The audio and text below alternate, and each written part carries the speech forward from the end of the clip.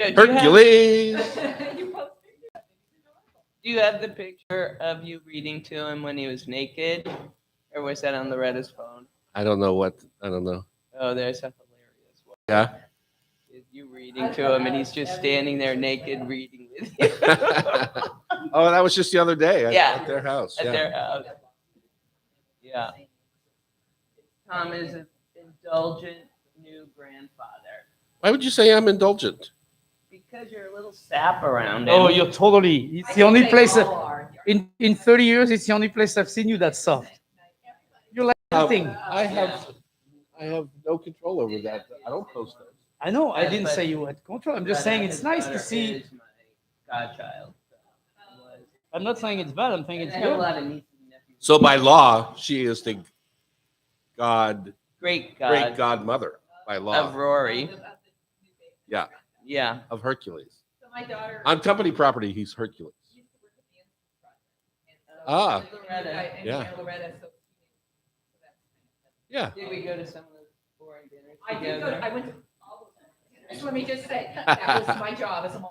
Yeah, you had to go to the boring dinner. But the people we got to meet, that they were helping was pretty Yeah, awesome. that, the speakers were pretty. And the food was pretty terrific too. When we catered big it. poop. They catered it, so that was pretty good. So do you guys still have the place down over here, or you? No, we have sublet it to a Muslim group. Muslim prayer group. They used it for Ramadan. It was so awesome. Because I think I know somebody getting married there this fall. No? I wonder- Not unless they're Muslim. Maybe they're doing the one down south, because they were telling me. Well, they might be at block 2, which is not ours. We catered it. That's where we used to cater the Innocence Project. Oh, so I thought that was yours. No, too. uh-uh. Oh, No. okay. That's where the wedding was. Block 2, block 4. 9:05. Chop, chop, chop, chop, chop, chop. Hi, YouTubers. Thank you for joining us today. Please sign up. Doesn't cost a penny. Good morning, YouTube. Yay. That's up there on the camera right here No, right here, right in front here. of you, in case you're wondering who we're talking to. They're looking like they're going. Who are they talking to? Yeah, we do this from time to time. We go, hey, what's up? To our imaginary friends. Yeah, exactly. My little friend over there. Welcome to the Hot Stove Society Show on Cairo Radio. I'm Tom Douglas, And I'm Terry Roturo, the chef in a hat. and I am so happy to be out of COVID hell. I can tell you that. I'm just my first day back with Welcome back. my 10 days in quarantine. Super exciting. I got my garage floor fixed, but that's about all I got done. Made some meatballs. I'm Tom Douglas. We are joined here in the studio at the beautiful Hotel Andra in downtown Seattle. We are joined by Chef in the Chapeau, Mr. That's Terry right. Roturo. That is correct. I'm wearing Mr. my Douglas. mask today because while I'm negative, You know what? I don't want to I'll take join any you. chances with you. No, I understand. It's okay. You look good. You look like you rested and got a haircut and all that. It's Nice beautiful. hair I today. got my haircut before I went to Arizona, I know, which I is where I remember, got I remember. COVID. My friends just came back from the Ukraine/Romanian border, helping refugees for a couple of weeks, and they brought a present to me when they came back. So it was very kind of them, I thought. I sent them a big check, and this is what I get in return. Hey, you can't always get what you want. I That's did get the to play name of some the golf song. too. Yeah, exactly. We But have if a you big try show. sometime, you get what you need. Yes. Oh wow, Mhm. that's our producer Pamela jumping right in on the tunes. We have a large show today, 2 hours. We hope you stay for the whole time. If not, you can podcast this whenever you choose. That's always a fun thing to do. We have a lot of tasty subjects, including fresh ahi. I used to ask cooks when they came and applied for work with me, what would you make for dinner? If you're going on a date, you wanted to have a very special night. And whenever they said raw tuna or ahi steaks, I used to just say, okay, you're not for me. Because there's nothing to do with ahi other than eat it raw. So Especially if you get you just have to make sure you get a nice piece of tuna. yeah, so we're going to talk about that and how not to screw it up when you do spend $50 a pound for ahi. Peak of the season, fava beans, are they worth the trouble? I think there's a couple of opinions. about that. Absolutely. You love them? I love I it. like them. We'll go into that. Kara Martin is here, program director of the Food Innovation Network and Spice Bridge. Joins us in the studio. An update on the Culinary Academy, the Seattle Central Culinary Academy. Such sad news last week, Terry. Yeah, and such better news this week, so it's good. Such better. Did you hear? You'll see. Listen Okay, up. I hope so. We have certainly utilized students from that program for many years, and also we used to have a scholarship fund. Right. When early in my restaurant career, we used to give money for a scholarship there. We should probably start that again now that we have money again. The spunky lift from tamarind. Do you love that sour flavor of tamarind? Yes, I do. Goes good on anything. And lastly, it's Mother's Day. We're going to have a Mother's Day edition of Rub with Love Tasty Trivia. The whole mom and Tom thing that's very exciting. That's on Sunday morning here, right? Oh boy, the guests are enthusiastic. And are we still having our parade of hats? They've been invited to wear hats. And I don't know how many are what's going our to. what's our winning hat get when they do? If they A go beautiful KitchenAid blender. Well, Oh, wow. there you go. See, it's worth, Worth it. I'm coming. I always wear a hat. So worth wearing a hat. Okay, let's You talk could about win. our taste of the week, Chef. my taste of the week is not a taste; it's a reminder for people to give blood. You You love know, the taste of blood? yes. Well, actually, I do, but that's another side sick note. Maybe you should have gone to Romania. You sound like Dracula. Yeah, well, maybe, but no. I just want to remind people there's a coalition of restaurant and hospitality industry people who we all got together and tried to make some noise about giving blood because 2 months ago we were down to 1 day supply of blood at Blood Works, and that's pretty tragic. I think during COVID, people obviously couldn't give blood and go to those places. So it's time to redo. And there's a campaign that was trying to do a 3 months period of renewed or new donors to reach a 10,000 number. Right now, we're at a month and a half and we're at 7,100. Hey. So it's looking good, but we need another 3,000 people to sign. Oh, more. I mean, if you give more, it's fine. It's not going to go bad. So I want to encourage everybody to go to Bloodworks and schedule an hour to go there. And those folks are super nice. And it's a great experience. It's also 1 pint of blood saves a life. So it's very easy to give a pint of blood. It's painless, as they say. And it saves a life. So that's my taste of the week is please go donate blood. Is there a snack?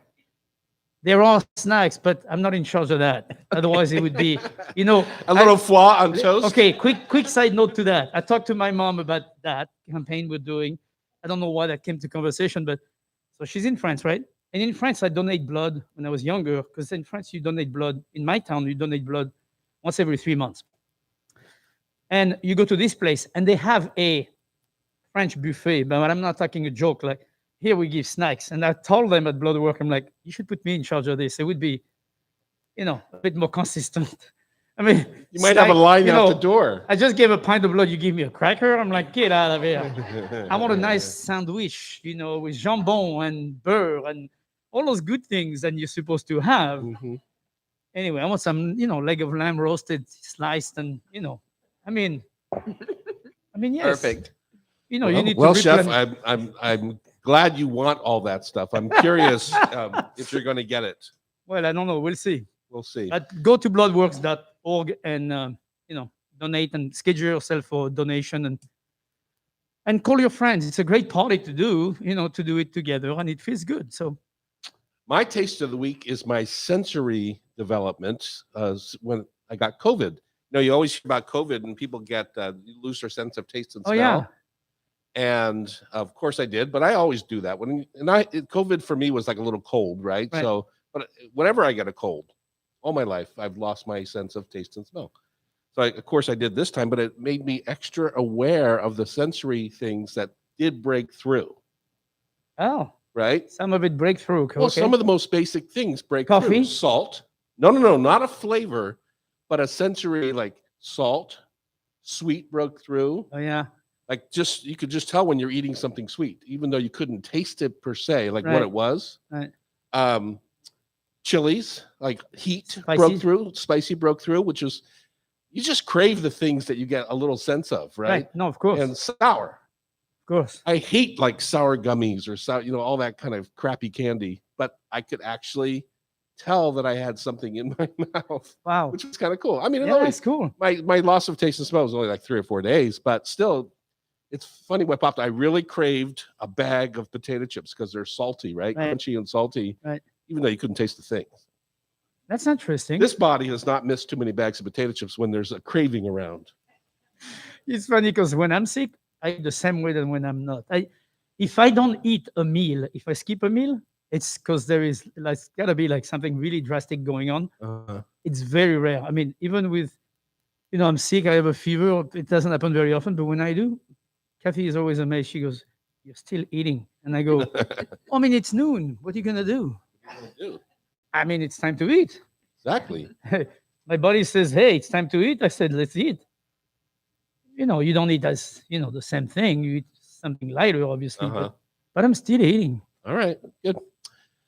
Well, that's the beginning of our show. So again, we are here 2 hours every Saturday and Sunday. Up next, fava beans. Are they fun and delicious? Are they a pain in the butt? Right here on the Hot Stove Society Show, 97.3 FM.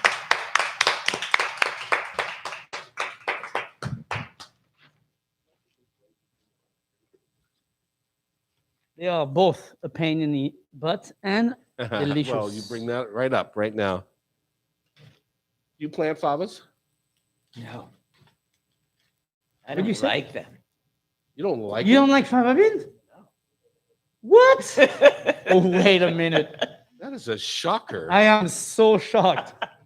Well, you don't like cleaning them, maybe? No, I just don't like the flavor. What? Oh. I gotta make it. Let's jump. I Yeah. gotta make All right, some let's fava jump Jump beans. right in in. and give me some inspiration. Welcome back to the debate on fava beans right here in the Hot Stove Society kitchen. We're in downtown Seattle at the Hotel Under, 4th and Virginia, right upstairs from Lola Restaurant across the street from the Dahlia Bakery. And in case you're so inclined on Friday morning from 9 to 11, you can watch us on YouTube live. We have our own YouTube channel.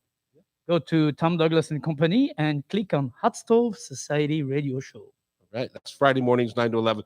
Generally, when Yeah, well, one of us is traveling, we might Just switch follow it track around. of us, like us, and make sure you're on our email and make sure you're on our newsletter and all that stuff. You do send out, Pamela. You send out a notice every week that when we're No. no. So the answer is we wish, but we So don't. it's up so to we you. don't. It's No, up no, to but you. it's up to you, the listener, We to don't. listen to the show so you'll know what's going on because we do announce it. So Yeah. here we go. Fava beans. That was a nice chorus there. Nice, yeah, fava beans. Now we just were shocked in the off moments off the live air that our producer, who loves a rainbow plate like nobody's business of vegetables, every color, everything, every way, every whatever, hates fava beans. I want to know why. And First of all, we are Pam, sitting. We were both sitting here looking at her like, "Are you just trying to kid us? Are you joshing us right now, or what the heck? Why do you hate fava beans? What is there to hate?" They remind me of eating a brown paper bag. last time I had a Tex- brown paper bag, I thought of fava beans too. Texturally and flavor. And one time somebody grilled them on the barbecue in the whole pod, I but it did. had, was that you? Yeah. Massive olive oil and flake Mhm. salt. That was pretty awesome. Yeah. But it was olive oil. Well, So- on those, when you do them like that, you blanch them first. You just take the whole fava pods, you blanch them first, and you don't even take the beans out of the pod. It's the Right. whole pod, and and you blanch them so that everything is cooked, and then you char them on the. That is so grill. like Tom to do something like this because you know what Tom probably hates. So the fava My bean, fingers are too big. the fava bean exactly. The fava bean is a big pod, and inside is a bean that's got a skin on it that you cannot eat. So you have But to you take that can eat skin. it. Turns out if it's cooked. Eh, let's just say that most people don't like the texture of that. We peel it. So in order to peel it, it needs little fingers. And I get the point that you don't want to peel it. So, but it's great to give the job to the people who are eating it, because you're blanching them whole and then you're grilling them after they're dry. Well, you can eat the pod too if it's No, of cooked. course you can. Yeah. But my point is, it's great to give the job to the consumer, the person who's going to eat it, to peel those damn things if they want to or not, as opposed to you having to do it before they get there. That's a great idea. I don't get it, chef. So you're telling them invite people to your house, have them peel their own fava beans for their Yeah. own fava Yes. salad. Yeah, Yes. yeah. Oh, okay. And You it's know, I one- did that once. It's one of those jobs that, yes, you invite your friend earlier with a bottle of champagne, And while they're sipping champagne, they're peeling the fava beans. Yeah. I mean, it's a I'm good party 100%. trick. Good party trick. I invited Charlie Billow to my house. You've seen his trucks all over Seattle, all over the Northwest. It's called Charlie's Produce, right? Yeah. And he and I have been friends for 30 plus years, and you too, I Yeah. know. And so I invited Charlie Billow to the farm for my annual cook along. And I thought, what job can I give Charlie that would, Punish him. really, not to punish him, but to really let him know what it's like when we buy produce from him. So I gave Charlie the job of shucking the fava beans. And to this day, 10 years later, he is still mad at me on what a horrific job that was and why he gets stuck with that job and blah, blah, blah, blah, blah. I said, well, you sell them to me. And that's why you got Exactly. stuck with the job. Exactly. So, okay, let's shuck our favas. Yep. More traditionally, you take the fava pod raw, you break it open, you Right. pull out those little beans Right. that are inside. You take those and you pop them in the boiling water for 30 seconds. No more. No more, because we're not trying to cook the bean inside that pod. Just trying to pop the skin. Yeah, so once that skin is blanched really quickly, 15, 30 seconds, Yep. now you pop the skin and you've got this beautiful bright green bean that, according to Pamela, tastes like a brown paper bag. I disagree with her. So wait, can I say a side Yes. note to that? The only reason this can be is because you have an older, starchy fava bean, end of season, not point. the young, tender, fresh. Mhm. There's no way in the world you find a paper bag in a young, fresh fava bean. That's not there. Okay, so now you got the little bean itself, the green little bean. So if you're looking at what a percentage yield is on the Mhm. pod, you are looking at 10% of the weight of the pod is Correct. now what you have left over to start building with. What's the first thing you would do if somebody handed you a quart of freshly shucked baby I'll fava? give them a kiss if I they're know you- shocked already. a quart of freshly shucked baby fava, even a pint. A pint is a lot. The first thing I would think about is usually fava beans is this time of year. I don't And get that. Why? It seems early. it is very early. It's one of the earliest beans that comes at the middle of spring. Yep, it's And already in the farmer's Oh yeah, market. it's definitely out. Huh. And one of the favorite thing to do with fava beans is two things. One is morel that comes to mind. Like you would peas. Like you would Like peas, English- exactly. English peas, yeah. Morel, bacon, and fava beans, or fava beans and spring lamb. Those are two things that lamb and fava beans. Ooh, mamma mia, that's delicious. Another thing that goes really well with fava bean is truffles. Uh-huh. End of winter truffle with fava beans. Oh, so delicious. So delicious. So I'm good. trying to think of what really doesn't go well with truffles. Or doesn't go well. Yeah, or doesn't go well with fava beans. That doesn't matter. You So- know, young tender carrots, spring carrots with fava beans, Uh-huh. just like peas. Think of peas. I mean, Yeah, so you're just going to saute them in butter, olive oil, lemon zest, blah, blah, blah, Yeah. be done. My favorite thing to do, if somebody were to hand me pre-shucked, beautiful baby favas, I would never do this if I had to do it myself, but I would take those and I would blend them with olive oil, lemon juice, and mint and make a little fava puree and put it on a little really crisp baguette toast mm, and just maybe top it with a little ricotta salata or a little chev and just would be so delicious. no, I'm with you. But it's hard to puree them when you've done all the shucking. Well, actually, it's easier to puree them before you shuck them. You don't need to peel the skin if you're going to puree them. Cook them all the way. Peel the inside skin. Yeah, the inside skin of the Yeah. of the pea.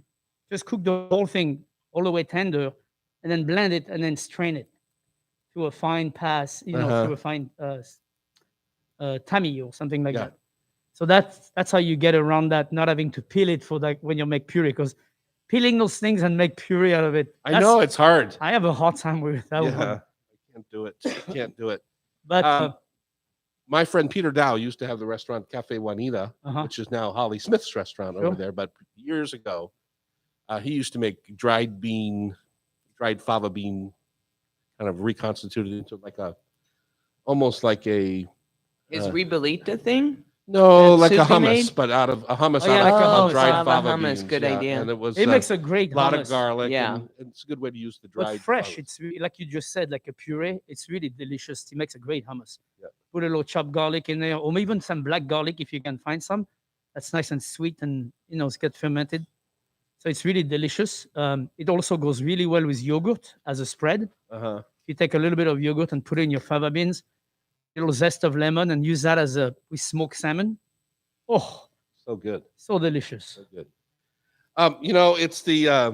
It's the time of year where we have to talk about funding for our local schools. The fate of the culinary program at Seattle Central is on the table right now, and we're going to chime in on it when we come back on Cairo Radio. It's the Hot Stove Society Show, 97.3 FM.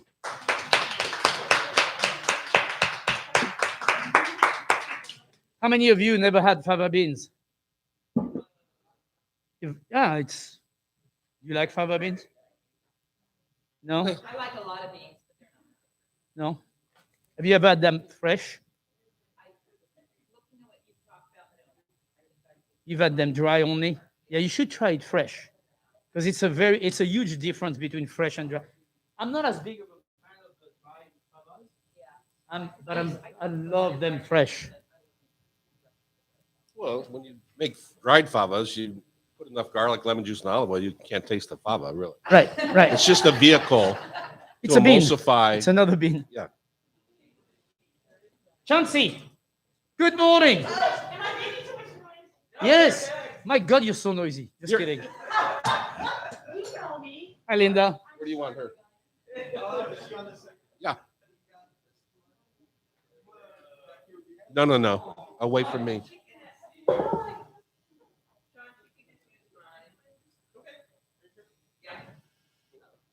All right, let's give them the good news and then the more news. Because I needed it back. I was living in the warehouse. Hey, wait. That's day 90 of her 100-day gong. I know, that was so cute. Linda, you're going to be right here. They're ready. The gentlemen are We've been on- waiting for you all morning. They are on I see you've been time putting on today. weight. Tom, you know what? I You know, didn't most chance people to when we get get older, we get a little chunky. You know what? Matter of fact, I was I'm chunky working- at 0. Hey, I want to make sure Joseph's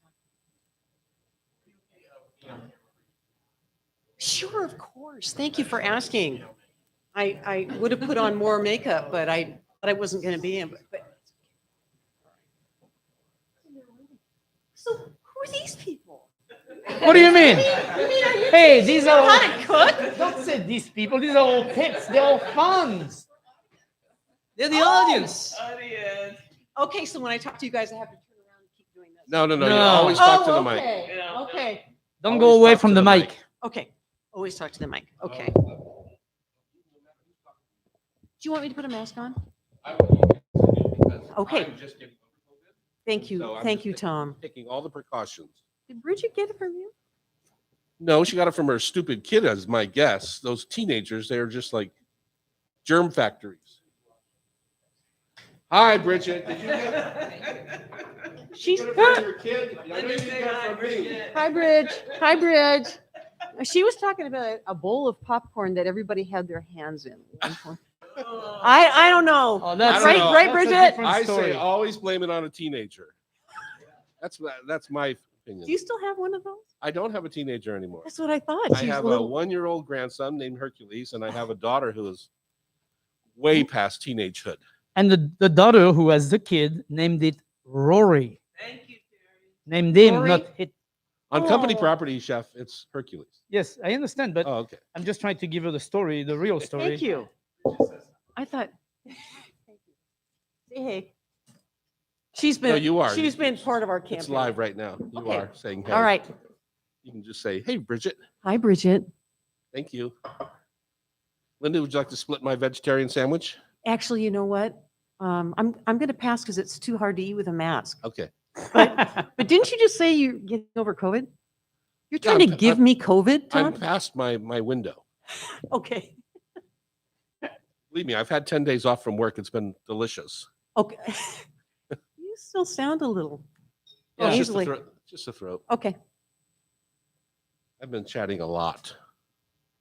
Thank you. I'm so glad to be with the two of you because we need the Seattle Culinary Academy needs your advice. I mean, I know you're going to interview me, but it really is selfish. I want to get all your thoughts. And in fact, you guys too, huh? If you have any opinions. No? Okay, well, just wait. You might.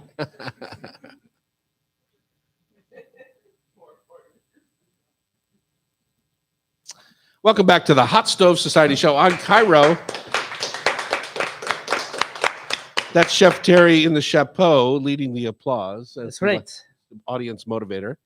Linda Chauncey is here. It was tragic, sad news when we heard last week, or almost 2 weeks ago now, that the funding for the Seattle Central Culinary College culinary program was going to be taken away, and they were going to stop the program. And it's just one of the many tragedies in that particular area. Art Institute of Seattle, a bunch of different places. South The Seattle, Cordon Bleu. Cordon Bleu, Bleu. Yeah. A bunch of these places have lost their funding, and so this was like another shot over the bow. But this and- is, I want to do a side note. This is a public school. I want to make sure that this is clear. This is a public school versus a private school. Yes, it is a public school, and it's also, in my opinion, I'm not the biggest. I chose not to go to college myself. I'm not the biggest believer that everyone needs a college education. Lots of people need trade educations, Correct. and I really believe that. We need all these. I did exactly the services. same route. So Yeah. So anyway, so Linda's here. She used to run this place. Just 10 years, Tom. How did you get back in the middle of this mix? Well, you know what? I was kind of recruited, but if they hadn't recruited me, I would have raised both hands. Uh-huh. I left in 2013 after 10 years, and Coming from St. Michelle before that, right? yes, exactly. And Yeah. then Tom, I went back to St. Michelle for another 4 years before retiring. But here's the thing: I've always said the most rewarding work I will have ever done was that as being a dean of the Seattle Culinary Academy. Mhm. You fall in love with the student stories. I mean, we had students that decided they wanted to follow their passion and leave practicing law to get into culinary arts. And then we had students who were living in their cars. And when they both found their way, that's pretty rewarding. The student that lived in his car would come into the locker room, iron his chef coat, and the chef coat was a huge equalizer. Uh-huh. Everybody felt a tremendous sense of belonging. I was so proud of that. I mean, when I say belonging, I don't mean fit in. When you say fit in, what really that means That's is, struggle. Yeah. yeah, that's yeah, trouble. I had to compromise who I was to be part of this. And at Seattle Culinary Academy, you just belonged. We had a student, Will Yee. When he graduated, he went to work for the celebrated chef Martin Yan. Mhm. Everybody knows, right? Sure. Yan can cook. Yan can cook.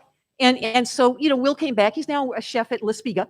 Mhm. And he wrote a letter to the chancellor, which he shared with me. Uh-huh. And, I mean, of course, I'm Emotional. Yeah, I get it. I am. I I'm get it. European family, first generation. Yeah, we cry a lot. But the point is, he said, Dean Chauncey, I was in classes with a pastor,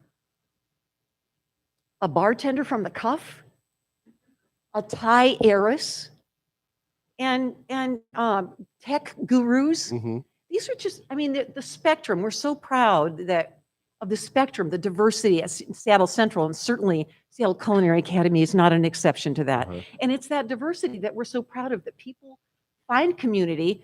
And most importantly, 97% of our graduates report that they found work they wanted to do in the restaurant/hospitality industry. Uh-huh. 97% that they wanted to do. That's pretty remarkable. And, E.T. knows this. He mentioned it in an interview. E.T.'s my partner. Yeah. Yeah, yeah. And, he said Seattle Culinary Academy is the largest feeder of graduates to Washington State. And Yeah. Thierry, you know this. I mean, I think the Yeah, yeah. hospitality industry, the restaurant industry is probably the biggest employer of It is. graduates. Yeah, right? absolutely. The biggest employer. So think about It might be the economic- biggest employer. Okay, it You might know, be. as I don't know far where as- Amazon falls, so I want Yeah, to. I understand, but but still. Yeah, The exactly. services, they look at every cafeteria in a hospital, colleges. I mean, the food service industry is a huge employer. Exactly. Yeah. Exactly. I believe we're the second one to the army. The Army or the auto industry is what I had always heard. So Yeah. anyway, so where do we stand? What can we do? Chef Terry and I have wait. benefited Oh, from these thank- smart students. Give us a little background. What's the story? The Okay, program. okay, yeah, Terry, I appreciate that. After much pot clanging, as Julia Child would say, ladies with ladles and men's with pots and pans, and hue and cry from our legislators, Uh-huh. as well as the restaurant community, and lots of graduates, right? On May 4th, the chancellor wrote a letter, and the letter said that we will not drop any of the Prof Tech programs that were on the block. And those were in addition to the Seattle Culinary Academy. It was wood construction, maritime academy, as well as apparel design. Mhm. And all of those, as you would understand, have partnerships with the community. Yeah. So all of us have been saved. However, here's the most important piece. We only have a guarantee through fall quarter of this year. Mhm. Winter quarter and spring are up in the air. And that's tough, even though, we're thrilled that we've been given this one, reprieve, right? You think about it from a student's point of view. Should I enroll there? Will they close? Right. You're almost setting yourself up to fail. Right. Yeah. Yes, Tom. And I think part of it is the school has every intention of doing what they call teach outs. If we enroll you, we're going to finish you. So I love that commitment that they have to the student, and that's not a surprise coming from Seattle Central. But you ask, what is it that we can do? And I had a chance to talk to Pamela about this a little bit, but where we're coming from right now is we feel strongly that we need a new funding model.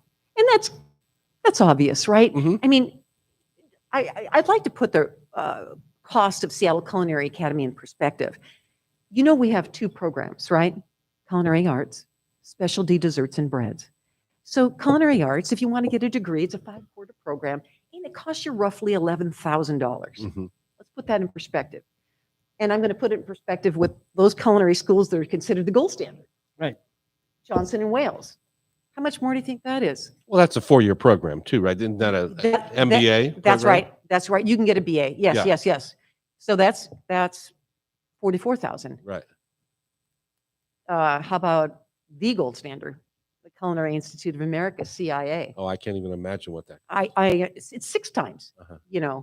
But what I'm saying is, so if we close the Seattle Culinary Academy, what are your options? To go to Johnson Wales for a 4-year degree, Uh-huh. Yeah. or to the Culinary Institute at Let's 68,000. remember, a lot of those students are already getting, help from the state or from It- because they can't even afford to go to, Siri- to those schools. So it Seattle would Central. Thank you. Yeah. Yeah. Grants, Seattle Promise. And you might have English as a second language, and Seattle Central, to your point, Terry, provides all kinds of support systems to make sure you get through. Right. So it's a different kind of, So- and it's also first come, first serve. That's another thing. There's not like we have a panel of people who will assess your LSAT, and so it's first come, first serve. Right. That's pretty ethical. I think so. Right now, the funds are coming from the states, and is there any from federal Well, as well? Well, and there are grants, and there's the Seattle Promise. So students are getting, remember the Seattle Promise, and those monies were generated by a city levy Mhm. for education, as well as public-private partnerships. So that's how that's done. But I think the reality is, here's the reality. Professional technical programs are just more expensive. Period. Right. Right. They're equipment intensive. The equipment breaks and it needs to be repaired. And then to make sure that our students have the skills that they need when they get into industry, there must be a low student to faculty ratio. Mhm. So none of these classes with 150 students and one faculty member, no, the ratio is much, much smaller. So we can assure that they're getting the skills they need. Right. So by their nature, they're more expensive. Mhm. There should have always been a different funding model. And I think the question that we have is, what are those best funding models? And that's what we, team at Seattle Central, chef instructors, the dean that's there now, that's the next research that we need to do, is to find out what are the models that we could potentially use. Because, in 2005, the Seattle Culinary Academy, which, by the way, it's been open since 1941, right? Right. We had a major renovation in 2005, and over 100 people came in to donate, and we were able. I think we were one of them, if I'm not mistaken. Yes, you were. Yes, Tom, and it was huge. In fact, those are some of the people that now, when they heard it was going to close after this beautiful renovation, they go, "What? Wait a minute!" So they're still donating monies. But the question is this: I don't think that's a sustainable model to keep going back to people and going, "Could you please?" Well, I don't. Yeah, we have associations in our industry, Washington Restaurant Association, lots of things. But maybe when we come back, let's talk about that for a minute and talk about successful funding models, because I understand that there are some already at the college through other trade organizations that that we might consider for the culinary side of things. Sounds So, good. do you mind staying with us for another Oh, segment? I'm here. All right, good. That's coming up when we come back on Cairo Radio. It's the Hot Stove Society Show, 97.3 FM.